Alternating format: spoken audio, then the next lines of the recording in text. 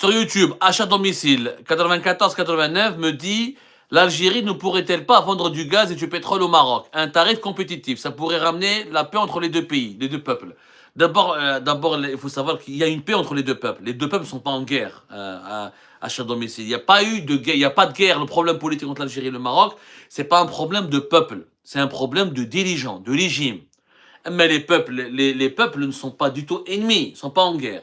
Il y a toujours eu depuis les années, depuis il y a eu le Maghreb-Europe, quand il y avait le gazoduc Maghreb-Europe, que l'Algérie a fermé en octobre 2021 et qui était opérationnel pratiquement depuis les années 90, le Maghreb-Europe. Le Maghreb-Europe, qui permettait d'exporter une dizaine de milliards de mètres cubes vers l'Espagne jusqu'au Portugal, et qui avait une capacité de transport de gaz et d'acheminement de gaz plus importante que le Medgaz, le Maghreb-Europe, le gaz, il passait par le Maroc, et le Maroc, il prenait des droits de passage, il était payé par les droits de passage, et il prenait du gaz à un prix compétitif, voire même un prix symbolique. Donc ça existait par le passé, ça a toujours existé. C'est le régime Tebboune qui a décidé d'arrêter le Maghreb-Europe dans le siège de la fermeture, dans le siège de l'interruption et de la rupture des relations diplomatiques. Ce qui a obligé le Maroc et l'Espagne à récupérer le Maghreb-Europe, le gazoduc, pour permettre à l'Espagne, pour le Maroc, prendre du gaz GNL, c'est le GNL américain ou qatari, etc., ou du Nigeria, etc., ou de l'Australie, qui vient en Espagne, que l'Espagne va regazifier et qu'elle va revendre au Maroc à travers ce gazoduc. Non seulement, moi, la fermeture et l'interruption du Maghreb-Europe, ça a été pour moi une grave erreur. C'est une grave erreur que nous avons fait. J'étais parmi les rares qui le disaient. Et à l'époque, on m'insultait, t'es pro-marocain, etc. Mais aujourd'hui, les gazoducs sont très chers, très compliqués à réaliser. C'est des investissements qui sont très lourds. Très, très lourds, ya Jma'at al-Khair. Vraiment très lourds. C'est des infrastructures sensibles. Le monde entier cherche à se doter d'infrastructures. Il serait heureux. Il y a des pays qui paieraient des milliards pour avoir des gazoducs. En Algérie, on a fermé un gazoduc. Pourquoi? Parce qu'on ne s'entend pas avec les Marocains qui sont nos voisins. Ou je décris la politique avec le business. Le business, c'est le business. La politique est la politique. On aurait pu changer le contrat avec les Marocains et les Espagnols. Et on aurait pu exiger un prix plus élevé aux Marocains. Le Maroc est un client au même titre que les autres. On a perdu. Le Maroc est un marché pour l'Algérie, pour les exportations du gaz algérien. Au lieu de rompre, au lieu de stopper ce gazoduc qui a vu le jour en 1990, voilà, qui a commencé en 1993, voilà. Non, les travaux de construction ont commencé en 1993, ils ont été achevés en 1996. 96. Et quand il a été lancé, malgré la fermeture des frontières entre l'Algérie et le Maroc, il y avait une crise en 94, rappelez-vous, la fermeture des frontières terrestres, ou la dispute entre l'Algérie et le Maroc en 1994, quand l'Algérie a été accusée à tort par les autorités marocaines d'avoir permis à des groupes terroristes de pénétrer sur le sol marocain pour organiser des attentats terroristes. À l'époque, on n'avait pas du tout empêché, le régime algérien de l'époque n'était pas du tout con, n'était pas du tout idiot, et il n'avait pas interrompu ce projet. Au départ, je rappelle que la capacité de transport était de 8 milliards et demi de mètres cubes. Ça a été porté à 13 milliards et demi de mètres cubes en 2015.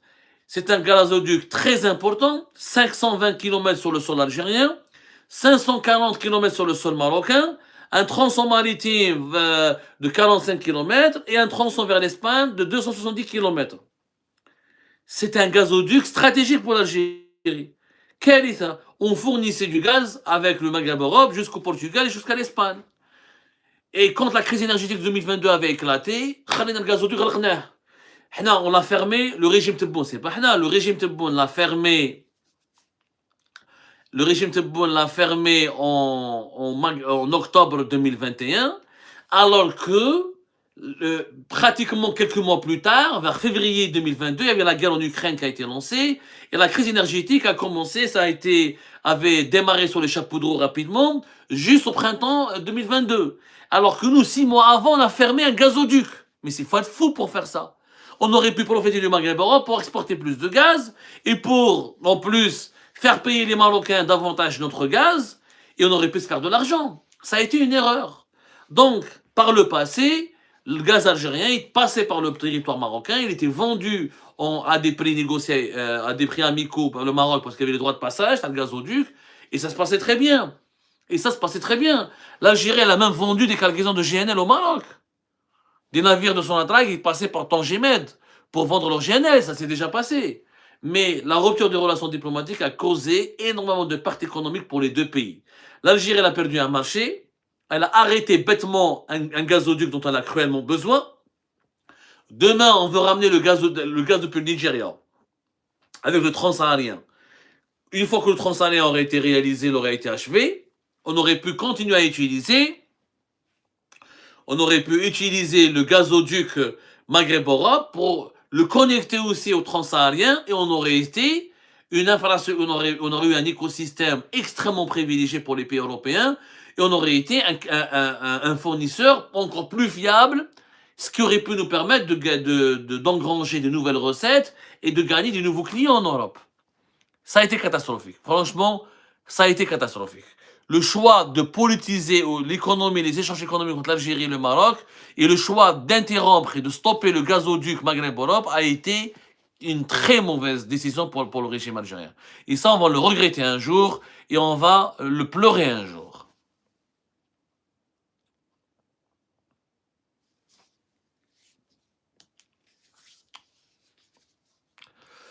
Lali qui nous dit bonsoir Abdou, 1000 saluts de Sidi Bel Abbès. Merci beaucoup Lali, tu salues très fort, tu embrasses très fort de notre part la population de Bel Abbès. Merci beaucoup. J'aime beaucoup Sidi Bel Abbès, c'est l'une des plus belles villes d'Algérie. Marhaba bikom encore une fois. Allez, le débat se poursuit. Le débat se poursuit, Ajma'at al-Khair.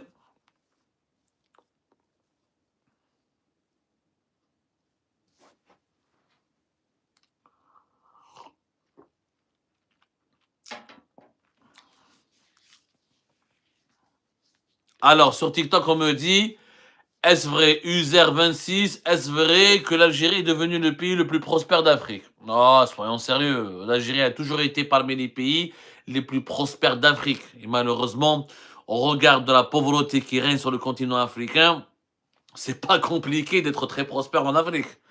Il faut être sérieux. Et je mets comme les dirigeants algériens pour manipuler le peuple algérien et pour manipuler l'opinion publique algérienne et pour lui faire croire que nous sommes un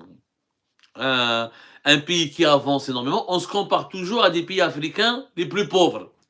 On ne se compare pas à l'Afrique du Sud. On se compare toujours à des pays comme le Tchad, comme le Mali, comme le Zimbabwe, etc. Il est normal que l'Algérie soit parmi les plus prospères. L'Algérie, normalement, ça fait longtemps que l'Algérie aurait dû être la première puissance économique du continent africain. Le fait que l'Algérie n'est pas la première puissance économique du continent africain est une anomalie.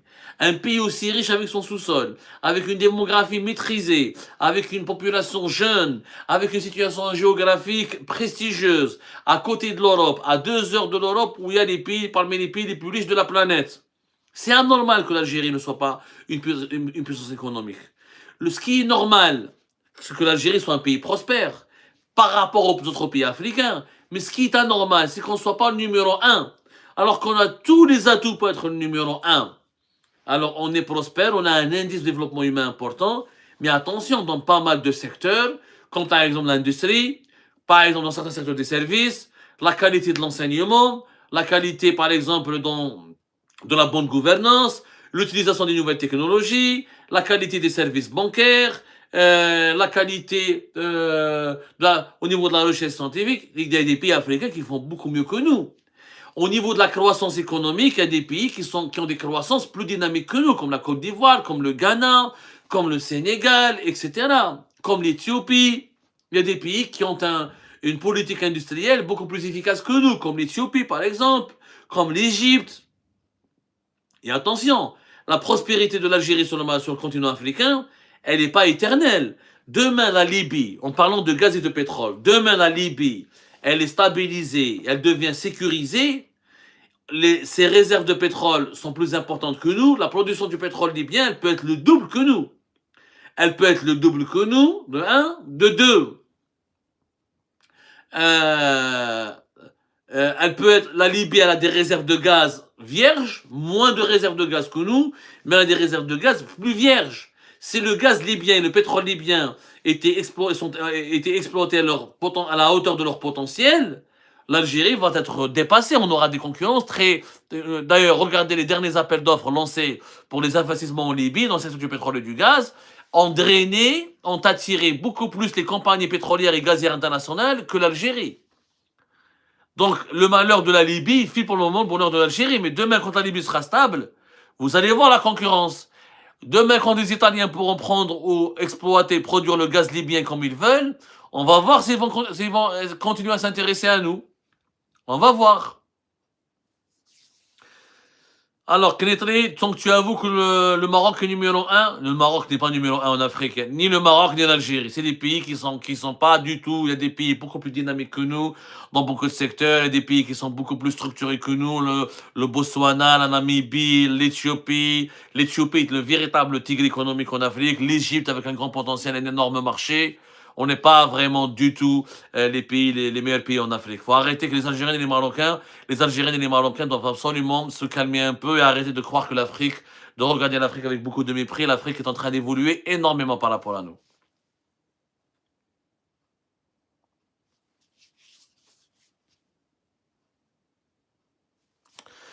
مرحبا بكم يا جماعة الخير، أهلا وسهلا. Alors sur YouTube, Mimoun Yousfi 1456, est-ce que le régime Tebboune peut diminuer le gaz destiné au peuple pour combler le gaz destiné à l'Europe et pour gagner des dollars? Oui, il le fait déjà, il le fait. Il l'a fait avec les cimenteries, on a bien vu. Il a diminué les fournitures de gaz pour les cimenteries.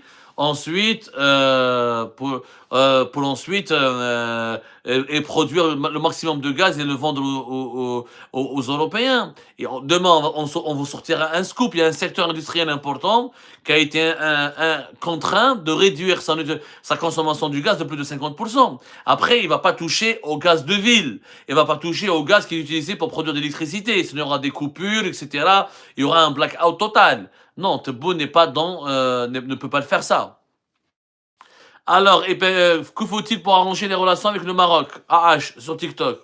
Le départ du régime Tebboune, ça c'est inévitable. Je ne vois pas du tout comment Tebboune pourrait arranger les relations avec le Maroc. Tebboune, il a bâti des relations sur la marocophobie, sur la haine contre le Maroc, sur la rivalité avec le Maroc. Je ne le vois pas faire marche arrière. Il l'a utilisé comme un principal argument pour asseoir sa légitimité en Algérie, pour réprimer le Hirak, pour réprimer les opposants, pour persécuter les libertés publiques et individuelles, la rivalité ou l'hostilité ou le scénario d'une menace existentielle que le Maroc incarne contre l'Algérie a été l'argument phare de Tebboune. Donc, avec Tebboune, il n'y aura pas de normalisation des relations politiques, il n'y aura pas de réconciliation. Et aussi, le Maroc devra faire aussi des efforts, tant que le Maroc a aussi une politique très pro-israélienne, très pro-impérialiste, tant que le Maroc aussi a des lobbies qui favorisent. N'oublions pas que le Maroc n'est pas à l'abri de la critique. Hein. Il y a des lobbies expansionnistes au Maroc. Tant que le Maroc ne s'engage pas dans une politique de non-agressivité et dans une politique de bon voisinage avec l'Algérie, tant que ces lobbies expansionnistes ne cesseront pas de relancer les thèses du Sahara oriental et des revendications sur quelques territoires algériens, et tant qu'il y a aussi une algérophobie au Maroc, il y a des efforts qu'il faut qu'ils soient faits communément. Il y aura un changement quand il y aura une nouvelle classe dirigeante au Maroc et en Algérie qui comprendront qu'il est nécessaire de faire des concessions pour aller de l'avant et que le bon voisinage et que le Maghreb, et la nécessité de construire le Maghreb, un marché commun et un Maghreb pacifié, paisible, est une nécessité impérieuse et c'est beaucoup plus important que les intérêts politiques conjoncturels des régimes en place. Donc nous n'avons pas des dirigeants en Algérie, au Maroc, qui ne sont pas capables qui ne sont pas capables de faire des concessions en oubliant les excès du le nationalisme bête et méchant et en oubliant le carcan de leur agenda politique intérieur. Et tant qu'on n'érige pas le Maghreb en priorité, on ne pourra pas se réconcilier entre l'Algérie et le Maroc. Sur TikTok, on parle du limogeage du PDG d'Algérie Télécom. Je n'ai pas d'informations là-dessus, mais c'est un sujet intéressant. Nous allons enquêter là-dessus. Il n'y a aucun problème. Nous allons enquêter là-dessus. C'est un sujet qui intéresse nos lectrices et nos lecteurs, ou là, nos auditrices et auditeurs, ou nos téléspectatrices et téléspectateurs. On va s'intéresser là-dessus, bien sûr. On va le faire. Oui, Algérie Télécom. On a déjà enquêté sur Algérie Télécom. Hein.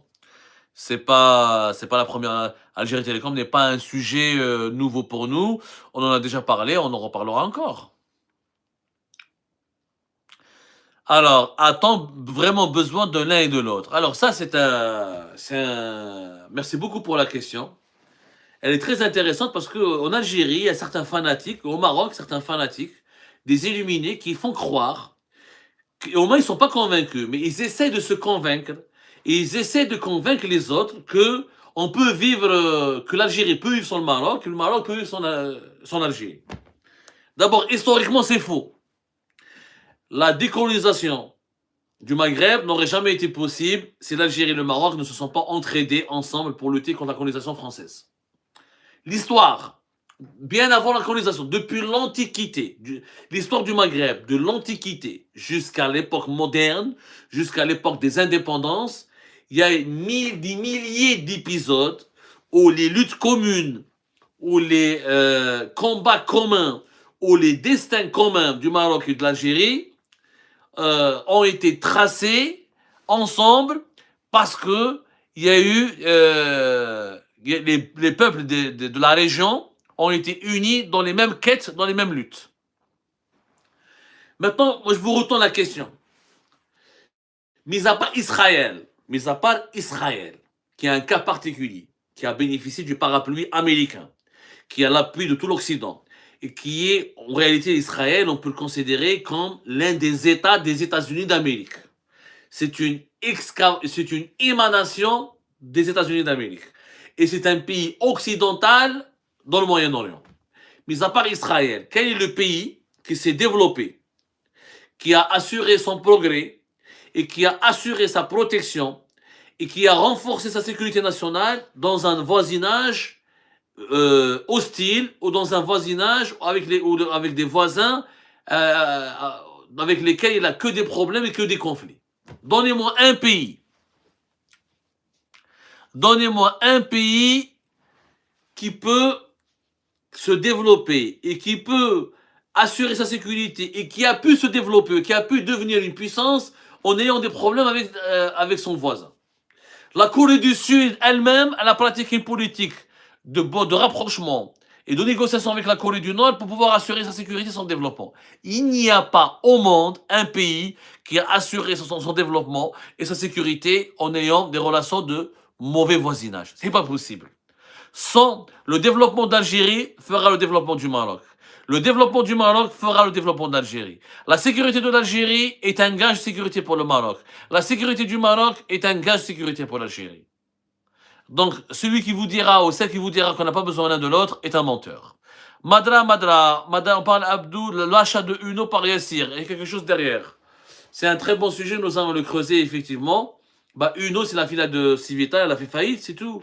Uno n'a jamais ramené de l'argent. Ça n'a ramené pas beaucoup d'argent d'abord pour Civital. Ça a été une catastrophe pour le groupe Civital. On en a déjà parlé sur Algérie Part 1000 fois. Le groupe Civital et avec sa filière Numidis et les supermarchés Uno, ça ne marchait pas. Ça ne marchait pas. Il y avait une très mauvaise gestion. Il y avait, je sais pas, il y avait beaucoup d'ambition, mais le groupe Civital, voilà. D'abord, le père est parti. Le père ne connaissait pas la grande distribution. Il faut dire la vérité. On connaît Civital, son corps de métier, c'était l'agroalimentaire et l'industrie. Le commerce, ils n'étaient pas très très forts. Donc, le Uno n'a jamais bénéficié de l'attention et des investissements nécessaires de la part de Civital. En plus, la concurrence du marché informel. Et puis l'Algérie, elle avait plus besoin de complexes commerciaux, pas uniquement de supermarchés. Disons que Civital n'a pas vu grand, il a voulu juste faire des supermarchés, alors que l'Algérie a besoin de hypermarchés pour drainer les consommateurs, pour attirer peut-être les consommateurs, pour booster la consommation intérieure du pays. Il fallait créer, il fallait influencer les modes de consommation, il fallait il fallait créer des centres commerciaux modernes, comme par exemple le centre de Bab Zouar, comme par exemple le Hardis, comme l'Algérie, comme Garden City, qui cartonne en ce moment. Garden City, il cartonne. Alors, j'ai pas les chiffres, là. Je dis qu'il cartonne, en tout cas. Il fait du buzz. Il fait vraiment du buzz. Maintenant, on ne sait pas que ça va devenir. Il faut voir les bilans commerciaux. C'était un échec de la part du groupe Civital. Et Uno ne pouvait pas durer. C'est une histoire qui ne pouvait pas durer. Ça a commencé en 2007 et ça ne pouvait pas durer. Ça ne pouvait pas durer. Ils étaient obligés de revendre et je pense que le groupe Civital, déjà, ce n'est plus le même. Depuis le départ du père, depuis le 2022, et le retrait 2022-2023 et le retrait de Saad Rabrab, les enfants, les fils Rabrab ne sont pas du tout à la hauteur, de leur père. Le groupe sa politique a complètement changé. Civital a été impacté énormément par la politique économique de Tebboune. Les politiques notamment anti-importation, la politique qu'on lutte contre la criminalisation excessive de la spéculation illicite, les politiques de redressement fiscaux, l'impact de la pandémie de la Covid-19 de 2020 et 2021 sur les commerçants d'Algérie. Tout ça, ça a été fatal pour Civital. Civital ne pouvait pas garder Uno. Ça, il faut le reconnaître, c'était le premier problème. Maintenant, c'est un bon sujet, on va essayer de le creuser et on va essayer d'enquêter encore davantage. Ça fait pratiquement 1 heure que nous sommes ensemble. On va rajouter quelques minutes pour poursuivre ce live. Et ensuite, on est obligé de l'achever, on est obligé de mettre fin, parce que presque, allez, à 23h30, on s'arrête. Allez, l'équipe. Encore quelques questions? Est-ce qu'on peut prendre quelques questions encore? Et d'ici 2030, d'ici 23h30, je commence à perdre mon latin, l'équipe. Alors là, franchement, il y a une question qui me fait rire. Alors, WWBB sur YouTube me dit, est-ce que c'est vrai que la fédération algérienne prend en charge les frais de recours auprès du TAS de la fédération sénégalaise? Mais arrêtons les conneries, franchement, il faut arrêter les conneries. Cette question est une insulte au Sénégal. Vous pensez que les Sénégalais, ils crèvent de faim? Ils savent pas, ils peuvent pas prendre en charge leur propre procédure au niveau du tribunal arbitral du sport à Lausanne en Suisse. Attendez, mais le Sénégal, c'est pas un pays crevard, c'est pas un pays de crevards, c'est pas un pays qui crève de faim. C'est un pays dynamique. Moi, j'ai eu le plaisir de visiter 2 fois Dakar et la banlieue de Dakar. Le Sénégal est un pays important qui a des difficultés, qui a ses problèmes internes, etc. Mais le Sénégal n'a pas besoin de l'Algérie pour prendre en charge la procédure devant le TAS. Et puis, c'est pas des frais énormes. La fédération sénégalaise est une fédération qui est importante, qui a engrangé des revenus importants grâce à la victoire du Sénégal à 2 reprises en Coupe d'Afrique. Le Sénégal exporte des grands joueurs dans les plus grands clubs européens. Voilà. Rien que les joueurs sénégalais qui jouent dans les grands clubs européens, s'ils peuvent eux-mêmes, s'ils cotisent, s'ils donnent 5% de leur salaire, ça peut couvrir et financer toutes les procédures judiciaires. Non, bien sûr que non. Il faut arrêter de croire à ces fake news. L'Algérie n'a absolument aucun mot à dire dans cette affaire entre le Sénégal et le Maroc. Hier, le Sénégal a confirmé avoir officiellement déposé le recours devant le tribunal arbitral du sport. Et ça a été une catastrophe sur les réseaux sociaux. Cette information, elle a suscité pas mal de désinformation, de fake news, etc. Et c'est malheureux. Et encore une fois, je rappelle pour ce sujet, avant de revenir sur les questions pour TikTok, mais je voudrais répondre à cette question de notre ami sur YouTube. Encore une fois, soutenir le Sénégal dans cette affaire contre la Confédération africaine de football, ce n'est pas détester, ça ne signifie pas qu'on déteste le Maroc. Moi, je suis un grand ami du Maroc, j'aime le Maroc, j'aime les Marocains et les Marocains, j'ai beaucoup d'amour pour le Maroc, mais cette fois-ci, le Sénégal, il est lésé. Dans la vie, il faut être juste. Il faut être juste, il faut être honnête. Et dire que le Sénégal a été lésé et que le Sénégal doit être soutenu et que la Confédération africaine de football a créé la plus grosse magouille de l'histoire du football au monde en retirant le sacre au Sénégal pour le donner au Maroc 2 mois plus tard, ce n'est pas de la marocophobie. Ce n'est pas une détestation du Maroc. Ce n'est pas une hostilité à l'égard du Maroc. C'est complètement faux. Dire cela, c'est faux. Je peux aimer le Maroc et ne pas être d'accord avec sa fédération de football et ne pas être d'accord avec Fouzi El Rja. Je peux critiquer Fouzi El Rja sans insulter le Maroc, sans être hostile aux Marocains et aux Marocains. Soyons sérieux. Soyons sérieux. Donc, vraiment, ce sujet, moi, j'ai eu beaucoup de mal. J'ai été très blessé et très déçu par les commentaires, notamment de pas mal de nos amis marocains qui ne font pas la différence et qui n'ont pas fait preuve de lucidité. On peut aimer son pays, mais on peut accepter que les autres critiquent aussi les dirigeants de son pays. C'est les Marocains, moi j'accepte que les Marocains critiquent les dirigeants algériens, je pense que j'ai autant le droit de critiquer les dirigeants marocains comme les Marocains critiquent les dirigeants algériens. Ça s'appelle de l'honnêteté, tout simplement. Alors tout à l'heure j'ai vu une question sur TikTok, on m'a dit, on m'avait posé la question sur TikTok, est-ce qu'il n'y a pas un aspect positif de la politique économique de Tebboune? Moi, je retiens qu'un seul aspect positif, c'est par rapport au tourisme. Il a encouragé le tourisme, il a les facilitations pour obtenir le visa, pour aller dans le Grand Sud, etc. La volonté de s'ouvrir aux touristes internationaux, au niveau économique, c'est la seule peut-être mesure positive que je trouve à Tebboune. Sinon, je ne trouve absolument rien de positif à la politique économique de Tebboune, initiée par Tebboune depuis son arrivée au pouvoir. Je ne vois absolument rien de positif. Je le dis, je le redis. Je ne vois rien de positif. Ah, on est signalé.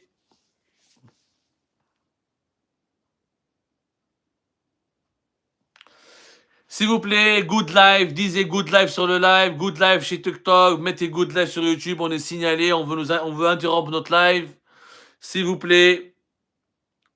Voilà, c'est la question de Huawei, je sais pas comment te prononcer, voilà. Dans le domaine industriel, y a-t-il un domaine industriel où l'Algérie fait du bon travail reconnu? Ah oui, bien sûr, mon cher ami. Ah oui, l'électroménager. En électroménager, voilà, Huawei, merci pour la question. Il y a des domaines où l'Algérie, en pétrochimie, c'est un domaine industriel. Le GNL a été inventé en Algérie. Le gaz naturel liquéfié, c'est le premier pays au monde qui a fabriqué le GNL, c'était l'Algérie, dans les années 60. Avant même que le Qatar n'existe. Dans la pétrochimie. Dans la pétrochimie, dans le raffinage, on a des savoir-faire avérés.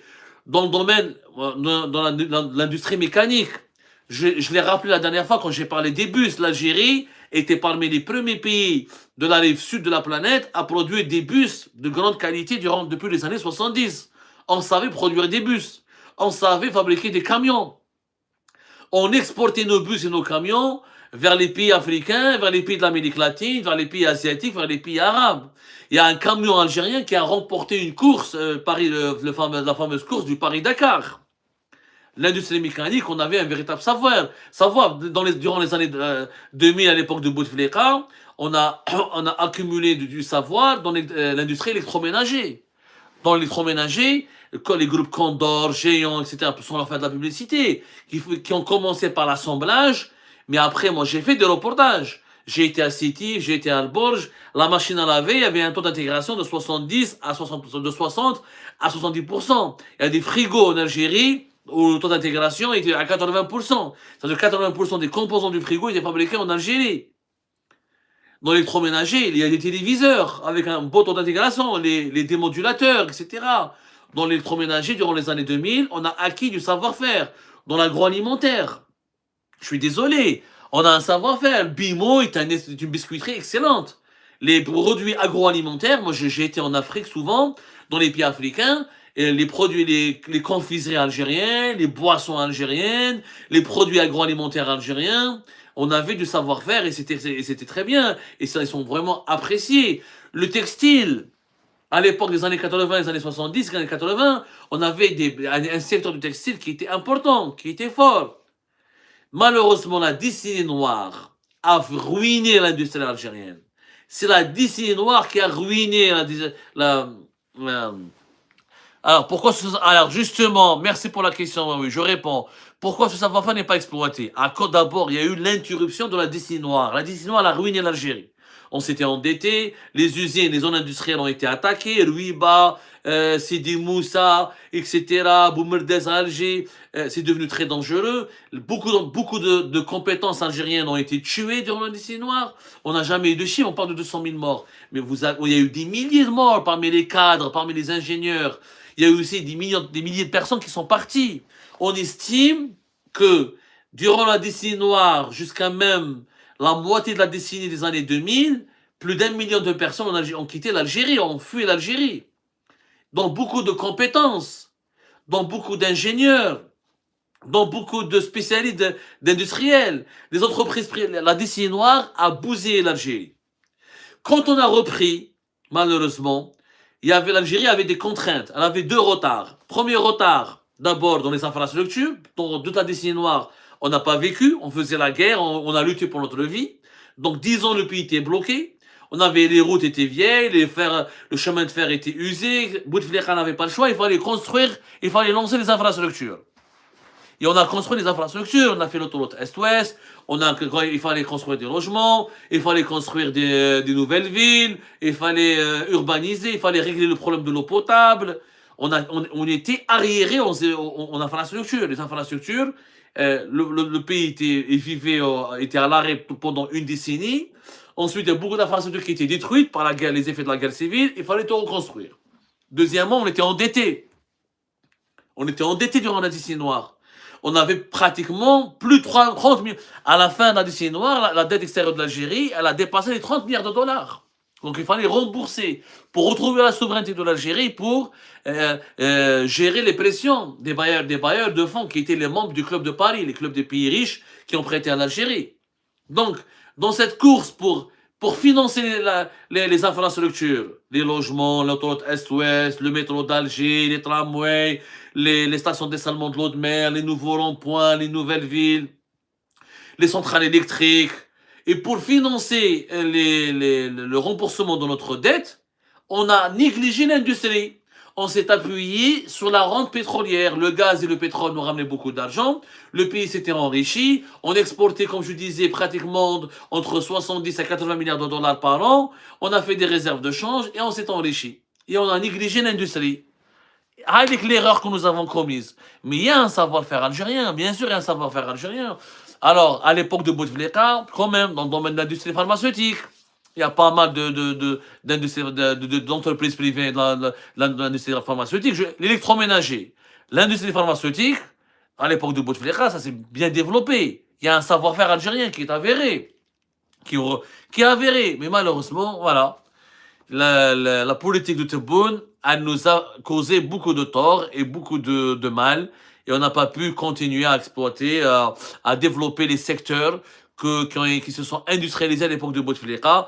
Tebboune, il a verrouillé le pays de 2020 à 2022 jusqu'à 2023. Il n'a pas soutenu le secteur privé algérien qui emploie 64 à 65% de la main-d'œuvre algérienne face aux dégâts et face aux effets désastreux de la pandémie de la Covid-19. Mais à part le gel de certains paiements d'impôts, certains paiements de taxes ou certains paiements de certaines cotisations sociales, etc. Il n'y a pas eu d'aide pour les entreprises privées. Beaucoup d'entreprises privées ont été combattues. Les groupes privés les plus importants de l'époque de Bouteflika, on les a détruits. On a mis leurs patrons en prison au nom d'une supposée lutte contre la corruption. Alors que ces groupes privés se sont lancés dans des projets intéressants comme l'assemblage et la production de véhicules neufs, comme dans l'industrie agroalimentaire, comme dans l'industrie pharmaceutique et autres. On a diabolisé le capital privé. On a lancé rappelez-vous ce qui s'est passé en 2023.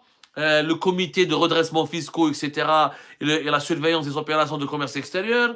Les entrepreneurs ont été harcelés, ont été placés sous contrôle judiciaire, certains ont été emprisonnés, d'autres ont été chassés du pays, des entreprises enfermées. On aurait pu, j'ai un président à la place de Bouteflika, qui avait continué la même politique de soutien au secteur privé, la même politique de soutien à l'investissement privé, et la même politique d'ouverture vis-à-vis des investissements internationaux. Aujourd'hui, on aurait été un pays sérieusement industrialisé. On a fermé une usine de Renault, Peugeot, Renault, Hyundai, et Sova, etc. en 2019, alors qu'aujourd'hui, si on les avait gardés, on aurait eu des voitures avec un taux d'intégration de 30 à 40% minimum. Au Lyon, on a la conséquence. On a pénurie de pneus, pénurie de sel, pénurie de sièges et de vélos, pénurie de pas mal de choses. Voilà, en réalité, en réalité, c'est la politique de Tebboune qui a déjà les avancées sur lesquelles on aurait pu capitaliser, les avancées de l'époque de Bouteflika, ont été ruinées et bloquées par l'époque de Tebboune. Tebboune, il a soutenu une partie de la classe de l'entrepreneuriat privé, du secteur privé, c'est Kamel Moula et le CREA. Quand les autres entrepreneurs qui n'ont pas voulu le soutenir, ou là qui n'ont pas voulu financer sa campagne, ou là qui n'ont pas voulu lui prêter allégeance, il les a complètement bousillés. Alors, Kamer Rezik et la politique économique de Kamer Rezik, bloquer les importations de matières premières, bloquer les domiciliations bancaires pour les opérations de commerce extérieur pour les producteurs algériens. On a cassé l'industrie algérienne, on a cassé. Je crois qui a profité en Algérie de Tebboune? Les Turcs, le BTP, Tosheli dans la sidérurgie, un peu les Turcs dans le textile, quelques entreprises privées qui sont Kamel Moula, Vénus et ses amis, tu as le CREA, et les autres, personne n'en a profité. Personne n'a profité. Si tu n'es pas dans le cœur de Tebboune, t'en profites pas. À l'époque de Bouteflika, même quand tu es un anti-Bouteflika, tu peux réussir. Alors, Barab était un anti-Bouteflika, mais il était l'homme le plus riche du pays. Il y a pas mal d'hommes d'affaires qui étaient anti-Bouteflika, mais qui ont construit des belles réussites et de très belles entreprises.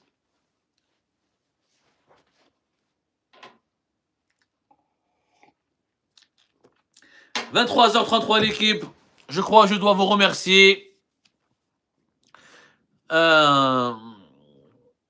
Merwan, va écouter le discours de Miloni, tu vas être choqué. Je vois pas pourquoi le discours de Miloni va me choquer. Est-ce que tu peux m'expliquer en quoi il pourrait me choquer le discours de Miloni? D'après ce que j'ai lu jusque-là, Miloni a remercié l'Algérie, elle considère l'Algérie comme un pays partenaire, comme un ami, comme une coopération énergétique, etc. Ça, c'est le discours que les Italiens utilisent à l'égard de l'Algérie depuis de très nombreuses années. Donc, je ne vois pas en quoi ça pourrait me choquer le discours de Miloni. Si tu peux m'expliquer, Marouane, ça serait bien. Allez, on va donner quelques minutes supplémentaires. On va rester avec Marouane sur TikTok. Il me dit qu'on l'invite à nous expliquer pourquoi le discours de Miloni pourrait nous choquer.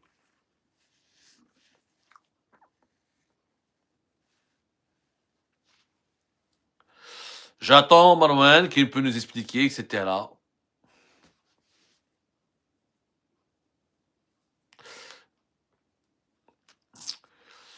Léon Royal qui rejoint mon avis, il me dit le budget est très mal géré, 70% pour les salaires et les gestions, rien pour l'investissement, je suis tout à fait d'accord avec toi, et ça c'est encore une fois l'erreur de Tebboune. À l'époque de Bouteflika, l'État algérien dépensait entre 60 et 70 milliards de dollars. Tebboune, nous sommes à un budget de plus de 130 milliards de dollars. Tebboune, il a tout simplement transformé l'État algérien en une machine afrique. Il a doublé le budget de fonctionnement de l'État algérien. Il a doublé, sans faire aucun investissement. À l'époque de Bouteflika, avec la moitié du budget que l'État algérien dépense pratiquement, comme à l'époque de Tebboune, et on a eu des routes, une autoroute, des tramways, des métros, des projets, des logements. Tebboune dépense 2 fois plus que Bouteflika, il n'a rien inauguré.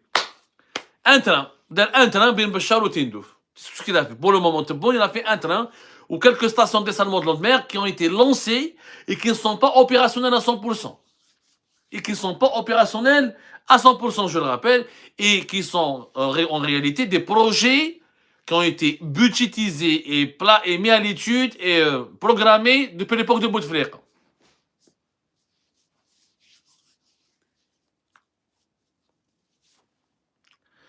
Alors, sur YouTube, l'Algérie est contente du conflit en Iran. Avoue Abdou. Pas du tout, pas du tout. Elle ne devrait pas être contente. Elle essaye de profiter d'une opportunité, mais elle ne peut pas être contente. Les dirigeants algériens, s'ils sont contents, c'est qu'ils sont cons. Parce qu'il y a une inflation. Si l'inflation, si la crise économique mondiale, elle dure, il y aura une inflation. Il y aura une inflation des produits importés. Et l'Algérie, elle est dépendante des importations dans pas mal de secteurs. Donc, elle ne peut pas être contente. Sans oublier l'impact direct et l'impact politique. C'est que l'effondrement du régime iranien, c'est pas du tout une situation qui pourrait rendre heureux les dirigeants algériens, je vous l'assure. Hein. Qui pourrait être un dirigeant intéressant pour l'Algérie actuellement. Ouais, franchement, moi j'ai 3-4 personnalités politiques, 4 personnalités en ce moment que j'estime qui sont capables de travailler et faire des choses. Ali Rderi, général Ali Rderi. Je pense que Ali Rderi peut être capable de faire des belles choses. Ali Rderi, il a fait de la prison, il a goûté à la hugra, il a goûté à la persécution, il a goûté aux injustices. Et je crois qu'il est intellectuel, très instruit, ce n'est pas un corrompu, c'est un homme honnête, c'est une tête dure, il a un caractère difficile, etc. Peut-être, oui, mais c'est quelqu'un qui pourrait incarner une alternative. Ali Rderi, il a la légitimité d'institution militaire, il est populaire aux yeux des militaires, et c'est quelqu'un qui est très connu des Américains, qui connaît des Français, qui connaît de la communauté internationale, et donc il peut être une bonne alternative. Sinon, vous avez Ayman Abdelrahman, l'ancien Premier ministre, qui est honnête. Peut-être qu'il n'est pas ultra compétent, il n'est pas très brillant, mais il est honnête. Et je pense que être honnête, c'est une qualité indispensable pour pouvoir diriger l'Algérie et l'amener vers des destinations meilleures que celles que nous sommes, vers une destinée meilleure que celle que nous subissons aujourd'hui. La Mamara pourrait être une alternative intéressante. Il est ouvert d'esprit, c'est un démocrate, il connaît le rouage du fonctionnement de la diplomatie internationale, il pourrait être un bon président de transition.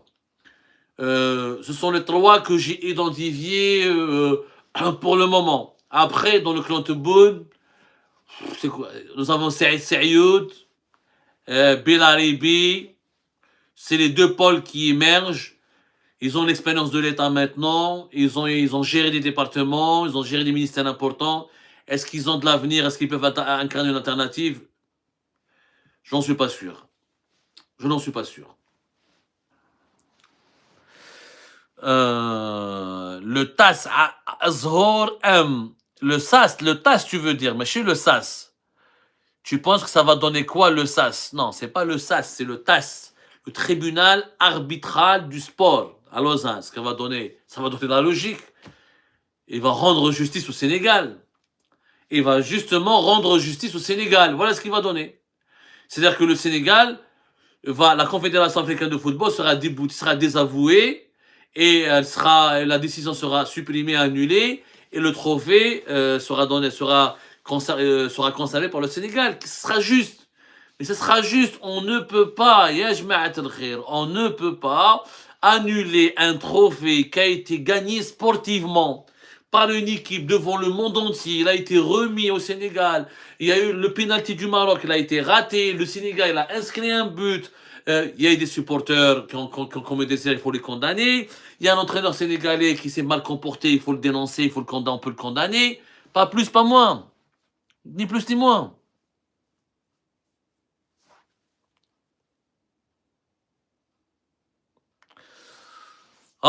Mes amis marocains qui m'insultent à chaque fois que je parle de ce sujet. Ya nas, Rabbi yahdikum. Ya nas, Rabbi yahdikum. Khafou Rabbi, le patriotisme vous supprime aimer son pays, ça veut dire cautionner même si son pays il a tort. Moi, je préfère attendre la décision du TAS pour bien rigoler après et pour vous démontrer par la suite les ravages du patriotisme. L'honnêteté, pour moi, est plus importante que la patrie. Je n'ai pas soutenu l'Algérie contre le Cameroun quand on a utilisé la théorie du complot pour expliquer l'élimination sportive de l'Algérie, alors que le Cameroun, il a bien joué, il a marqué dans les derniers instants. Comme je n'ai pas soutenu l'Algérie contre le Cameroun, je ne soutiendrai jamais le Maroc contre le Sénégal. Habba man habba, karaha man kara. Si vous voulez les menteurs et les personnes malhonnêtes, moi je ne le serai pas. Moi, j'ai pas besoin d'être aimé parce que je suis malhonnête. Moi, je veux être apprécié pour mes valeurs et pour mon honnêteté. Ni plus, ni moins.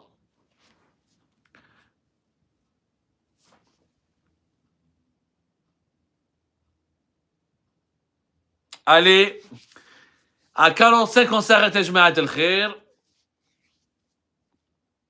Al-Jazair Hor. Wesh, Abdou, t'as tourné la veste. J'ai pas tourné la veste, mon cher Al-Jazair Hor. De quelle veste on parle? Et Marwan, d'ailleurs, il nous a pas répondu, là. Il nous a pas répondu sur la question de Miloni. Le vent du livre, article 82-84, on en a déjà parlé. Ils peuvent pas être interprétés de façon rétroactive.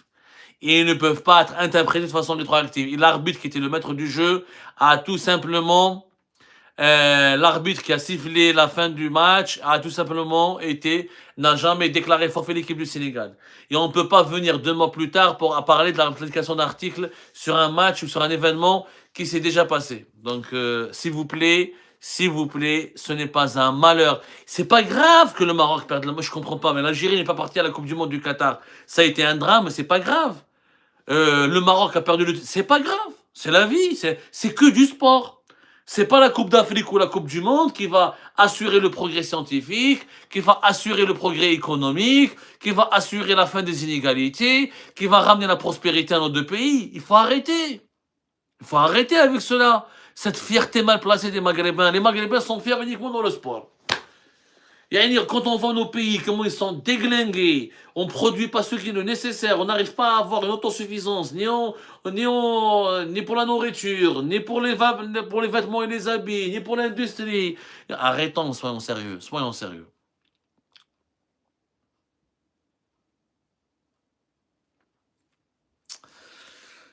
Alors, Melcom18 sur YouTube me dit politique industrielle algérienne de Boumediene qui a ruiné l'Algérie, conseillé par un Français, l'industrie industrialisante. Ça, c'est une théorie des années 70 qui a été préconisée par un économiste français et qu'un économiste français a demandé aux pays de tiers-monde en leur faisant croire que c'est en se lançant dans les industries lourdes, et notamment dans les industries lourdes, que le développement des pays du sud de la planète pourrait être garanti.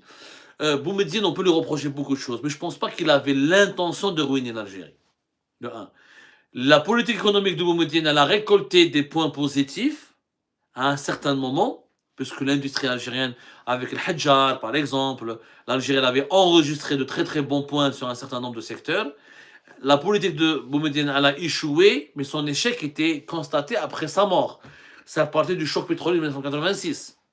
Sinon avant, voilà. Et puis l'industrialisation, par exemple, de la Chine, avec des entreprises étatiques, ça a prouvé que c'était possible.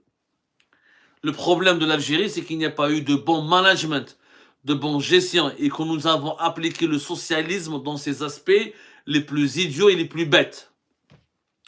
Et que l'industrie algérienne, on n'a pas identifié des filières qui auraient pu nous permettre de ne pas dépendre du pétrole et du gaz. Mais qu'on le veuille ou non, à l'époque de Boumediene, il y a eu des réalisations intéressantes et importantes. Donc, tout n'était pas mauvais. Il n'avait pas l'intention de ruiner. Et puis à Boumediene, c'était il écoutait aussi les cadres de l'État. La qualité intellectuelle du régime de Boumediene était nettement supérieure à la qualité intellectuelle ou à la médiocrité actuelle du régime Tebboune. Et Boumediene, il n'y avait pas les réseaux sociaux, il n'y avait pas la presse libre et indépendante, le monde était beaucoup moins dangereux que le monde d'aujourd'hui. Et Tebboune, il a la possibilité d'entendre une voix différente, d'entendre un avis différent, d'accepter la contradiction. Et puis, Tebboune, il a eu le temps nécessaire de prendre le recul. Boumediene a dirigé l'Algérie, qui était récemment indépendante et qui était pratiquement un pays d'analphabètes. Je vois une question sur l'arabisation. Voilà l'erreur de Boumediene. L'arabisation du système éducatif, ça a été une erreur, on peut lui reprocher. L'arabisation excessive. L'arabisation idéologique. L'arabisation... l'arabisation idéologique, fanatique. Voilà, ça a été une erreur de Boumediene. Mais Boumediene était le fils de son époque. Tebboune, il a pris le poids dans les années 2000. Les années 2020, 2019, Il y a les nouvelles technologies, il y a l'intelligence artificielle, le monde est pluriel, le monde est différent, le monde est plus sophistiqué, à la fois et plus dangereux et plus troublant. Donc il avait largement le temps, Tebboune avait largement le temps de ne pas commettre les mêmes erreurs que Boumedienne, de tirer les erreurs du passé, de ne pas les reproduire et de produire d'autres schémas de gouvernance et d'autres schémas de développement. Et Tebboune, quand il est arrivé au pouvoir, il a trouvé un pays, une population plus instruite que la population qui a été dirigée par Boumedienne, avec des réserves de change, avec une armée puissante, avec un pays stable sur le plan sécuritaire, avec une population qui était unie. À l'époque de Boumedienne, l'Algérie était un pays d'indigènes, d'analphabètes. Il y a la colonisation française qui nous a laissé des infrastructures qu'on ne savait même pas comment les utiliser. Allez-y trouver après l'indépendance algérienne un médecin, un ingénieur. Donc, soyons sérieux. Soyons sérieux. C'était Boumedienne, il a eu beaucoup de torts, mais son bilan n'est pas chaotique. Il ne faut pas être nihiliste. Après moi, franchement, je préfère la période Chadli à la période Boumedienne. Parce que mon Chadli était plus humain. Après Chadli, voilà, il y a eu la fin des années 88 et début de la décennie noire qui ont gâché l'image de ce président qui était un président réformiste, plus humain, nettement moins cruel et moins dictatorial et moins tyrannique que Boumedienne. Il ne faut pas éliminer le français, Hector. Bien sûr, je suis contre l'élimination du français. Ça a été une erreur stratégique. Il faut d'ailleurs ni éliminer le français, ni éliminer aucune langue. Mais l'arabisation n'est pas la seule explication du sous-développement de l'Algérie. Il ne faut pas aussi se mentir. Ce n'est pas la faute à l'arabe lui-même. Le problème, la langue n'est qu'un instrument. Ce n'est pas la fin en soi. Ce n'est pas la langue qui explique pourquoi un pays est sous-développé. C'est la gouvernance. Il y a des pays, voilà, qui connaît coréen, qui connaît le vietnamien, qui parle éthiopien. Et ben, pourtant, ces pays-là ont beaucoup évolué et se sont développés économiquement et technologiquement. Et sur le point de vue industriel, là, le problème de l'Algérie, c'est la mauvaise gouvernance. Le système éducatif, il a été ruiné. On a construit un système éducatif quantitatif et pas qualitatif. C'est pour ça qu'on n'arrive pas à se développer. Et l'emprise idéologique de l'arabe empêche la construction d'un système éducatif de qualité. Ça, il faudrait remédier à cela, je suis d'accord. Alors, sur le gentleman masqué, sur TikTok, il me demande le fer algérien exploité par les Turcs. Moi, j'en ai parlé, mon cher ami, Marc, j'arrêtais pas d'actualité. La seule émission qui a parlé de l'arnaque du Rajbilet, du fer de Rajbilet qui a été mélangé, on parle du blending. Le seul qui a expliqué ce que c'est que le blending, comment le gouvernement algérien a racheté, a importé du fer importé depuis l'étranger pour le mélanger avec le fer local, avec un fer de Rajbilet, pour le donner ensuite, le vendre à bas prix à Tosheli, les Turcs, je suis le seul. À Gralta, mon ami. Mon ami Bakshra, il faut suivre nos émissions, l'équipe. Il faut vraiment suivre nos émissions. Et je sais qu'on publie beaucoup d'émissions, mais vous avez sur notre chaîne YouTube, sur notre page Facebook, vous avez les archives. Regardez un petit peu ce qui s'est passé, ce que nous avons fait dans le passé. Hein. Voilà, mesdames et messieurs, 90 minutes, dans 30 secondes. Regardez comme ça. Ça a été un débat enrichissant avec vous. Alors, on n'a pas pu répondre à toutes vos questions. La remontée des islamistes, je préfère, Stella, te donner rendez-vous pour le prochain live. Il est 23h presque 50. Je vous remercie de nous avoir suivis. Ce live sera rediffusé en plusieurs parties sur nos différentes plateformes, notamment sur Facebook et YouTube à partir de demain. Vous pouvez retrouver l'intégralité de ce live aussi sur notre chaîne YouTube. Merci beaucoup de nous avoir suivis. Nous avons été ensemble aujourd'hui pendant 90 minutes. C'était le temps d'un match pour parler du Sénégal et du Maroc. C'était un match qui n'a pas été truqué, notre match. L'arbitre a bien fait son travail. Il n'y a ni gagnant, ni perdant. Et j'espère que tout le monde a été heureux. Vive l'Algérie, vive le Maghreb, vive l'amitié entre l'Algérie et le Maroc. Vive la paix, vive la liberté d'expression et surtout, vive l'honnêteté intellectuelle. L'homme, l'être humain ne peut être heureux s'il n'est pas honnête et libre. Parce que être malhonnête dans la vie, ça ne peut pas garantir ni le bonheur, ni la réussite. C'est comme ça, bonne nuit.